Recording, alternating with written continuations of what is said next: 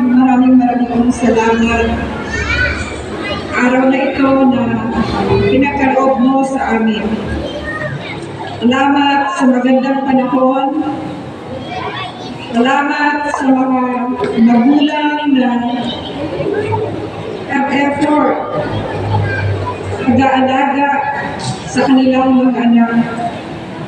Lord, maraming pong salamat sa kalakasan na patuloy mong ipinahihiram sa bawat isa. At higit sa lahat, Lord,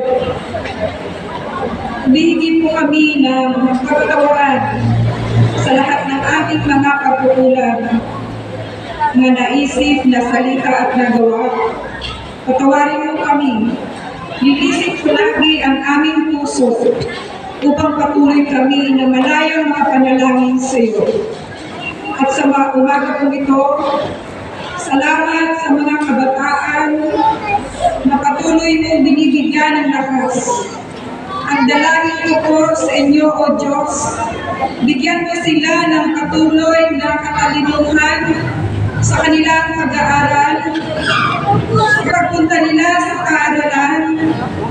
Lord, ikaw ang maging gabay, O God. At sa nangangasiwa, sa daycare center, O God, sa buhay ni Ma'am Biring, Lord, hallelujah.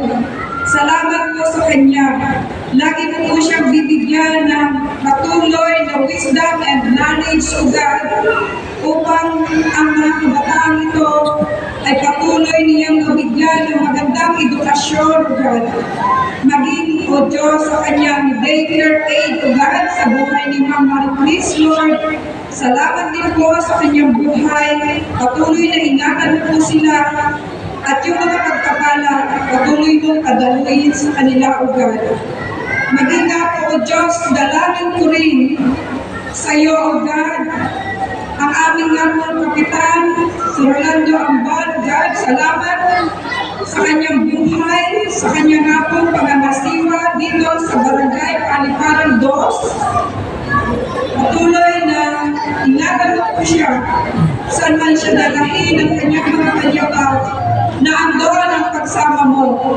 Maging sa kanya nga po mga konsepo, O God. Ingatan mo po, O Diyos, ang bawat isa sa kanila. Malayan mo sila sa anumang sakit at karamdaman. At patuloy na pagpapala ang kanilang mga unasan.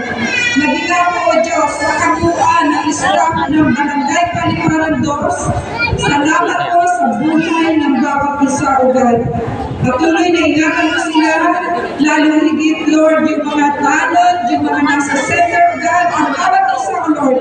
Kayo po ang makasama namin lagi, O God, at bigyan niyo po kami ng katalinuhan, mapaglingkuran namin ang Barangay Paliparan 2. At salamat din po, O Diyos, sa mga magulang na idinako mo rito, na patuloy na pinapatnubayan ang kanilang mga anak. Lord, maraming salamat din sa kanila. At ang sineselebrate namin ngayon na Nutrition Month, God. Lord, salamat dahil meron kaming kalayaan para i-celebrate po ito, O Diyos, ang Nutrition Month. Nawa, ang bawat isa, mga magulang, patuloy na mabigyan ng magandang kalusugan ang kanila nga pong mga anak, sa kanila nga pong paggabay sa kanila pag-iingat, O God. Lord, nawa kayo ang maging programmer sa umagang ito, na ano pa man, Lord, ang susunod na mga program, Lord, patnubayan mo po ang bawat isa, ingatan mo po ang bawat isa. Lord, ang lahat ng ito ay pinagkakatiwala sa iyo, O God. Maraming pong salamat sa iyo.